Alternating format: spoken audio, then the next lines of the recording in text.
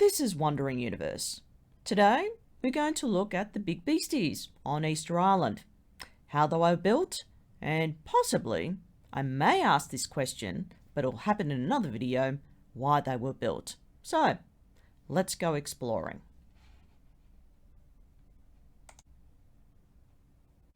Okay, this is a depiction of the statues on the island. It's an oil painting by William Hodges in 1775. So this is the way he saw it at the time when he painted it.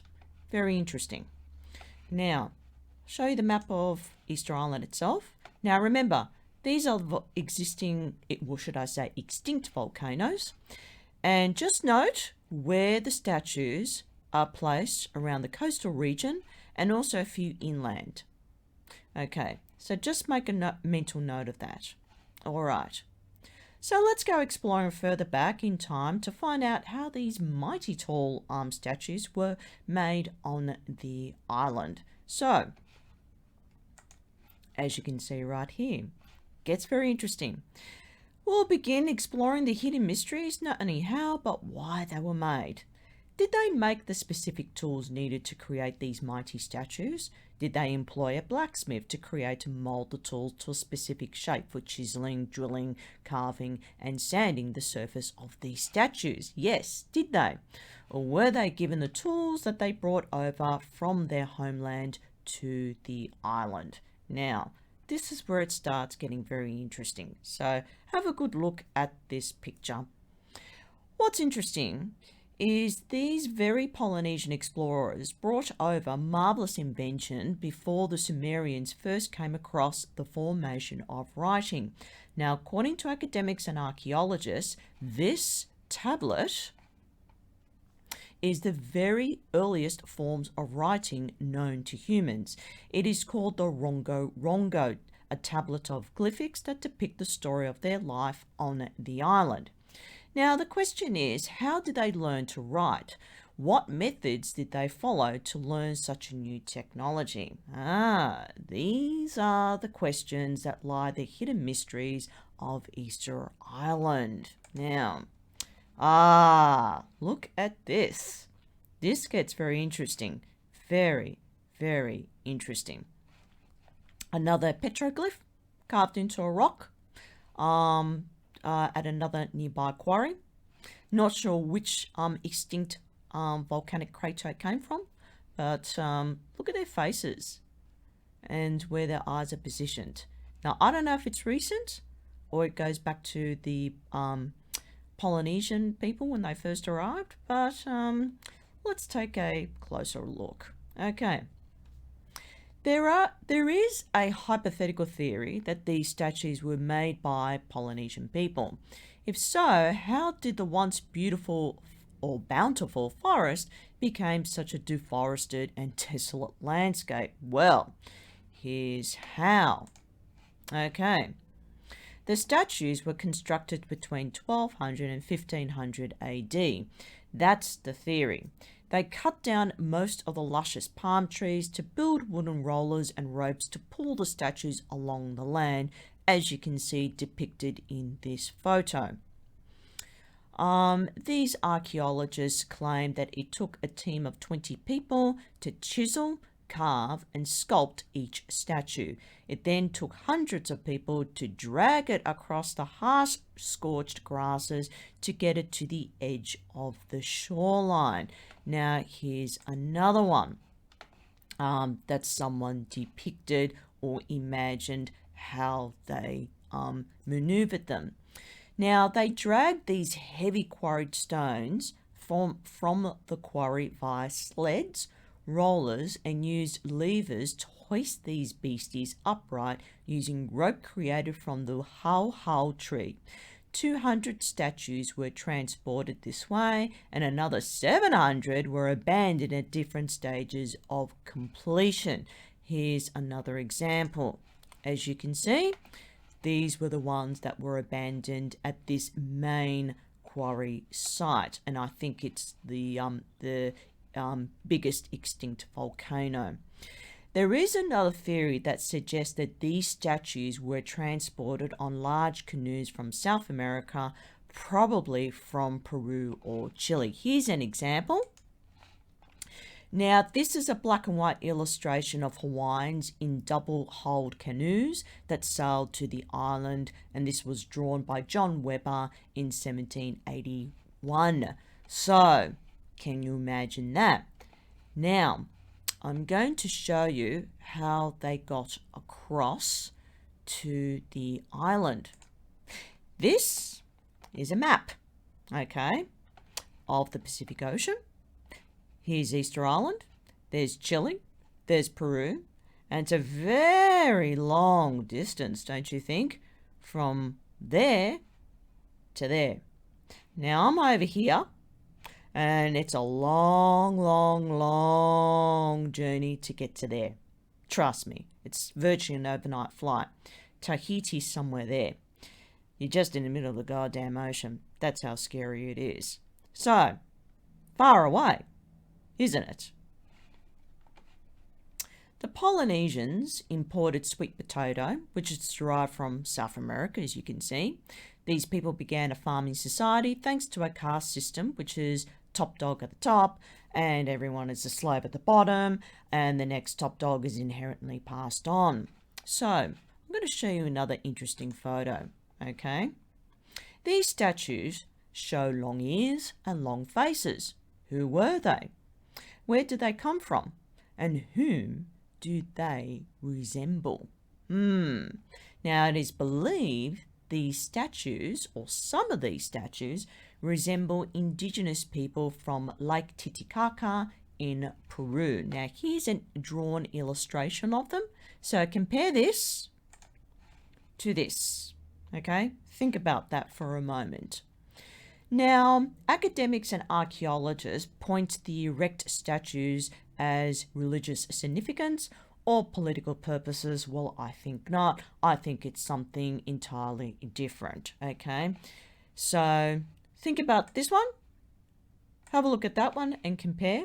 Does it or does it not? Think about it for a moment. Now, I'm going to show you another photo. These statues are a feat of engineering, as you can see, and dedicated craftsmanship that takes skill and attention to transform these statues into enormous, mighty ones that have stood the test of time, and they certainly have. Now, here's we're going to go to another one. Today, 400 Moai are still buried neck high near the quarry, so I'll show you, as you can see in this photo. Due to soil debris from the volcano, some were abandoned and some erected on the slopes around the quarry. Now, I'm going to show you another photo, so don't freak out. This one has eyes. Yes, believe it or not. Here it is. Okay, I know, looks scary, huh? Staring right back at you. Okay. They used white coral for the white bits, as you can see, which is the eye sockets of the eye, and pupils were made of obsidian. Yes, there is obsidian found on the island, and most were found smashed on the ahu or platforms. Now, it's either they found bits of it on the platform, or it was fallen behind it in the rocky area underwater, or in front of it. So it just depends where these bits were flown, in which direction. A further 100 moai found at different locations, some standing on platforms, some retaining walls, and some have fallen over, possibly by a tsunami, which they think occurred later in the 20th century. Yet others suggested that they were toppled over, caused by the tribal civil war, or someone else. Was it the species from outer space? Who knows? So here's an example. This is a toppled one, as you can see, broke open in half. That's a long-eared one. That's interesting. They found this in one of the beaches. It's probably on the other side of the capital city of the island. So yeah, that's interesting. It's got long ears. Now here's another one. that's fallen over. I believe that would be near one of the quarries on the other side of the island, as you can see here. So it would take a mighty force, like a hell of a lot of energy and lots of people to just place their hands against either the back of it and then just topple it right over. It would take immense force to do this. And I'll show you another example. These are several of them that have fallen over. Now, what's interesting is this hat. How on earth did the hat get into this upright position? It would have come from the top of this Moai head, and for sure it would have rollen over, and I doubt it just stood upright miraculously. I reckon it was physically moved. That's how I see it. What do you think? It's very interesting. If they were toppled over on purpose, what if the people were angry at the gods, the species before them, for not coming back to visit them? They waited, and they didn't bother to call, write, or visit them. They felt abandoned and cut off. Even though they went through such enormous effort to build these beasties and erect them in honour to please the gods, their calls never went answered. Or should I say, these calls were never answered. So here's an example of how frustrated the islanders waited for them to come back, because they were honouring them proudly to say, this is our way of either thanking you for giving us the land that we live on, please call home, and obviously they didn't. So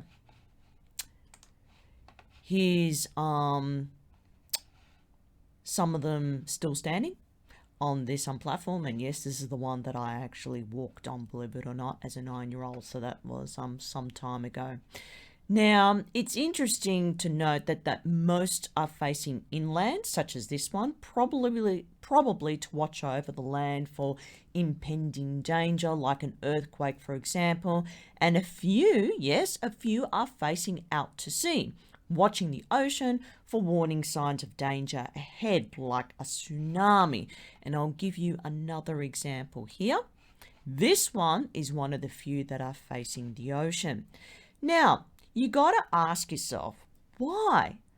Why were they built in such a way? Still, to this day, remains a mystery. Certainly does, doesn't it? No one has answered why they were built in this particular way, especially this way. Why? What's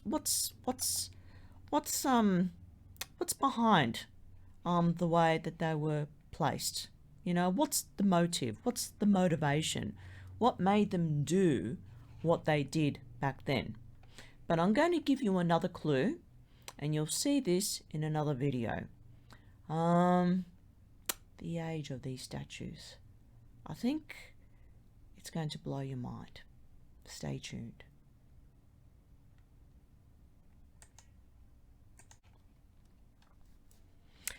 What I find fascinating is who were the Polynesian people?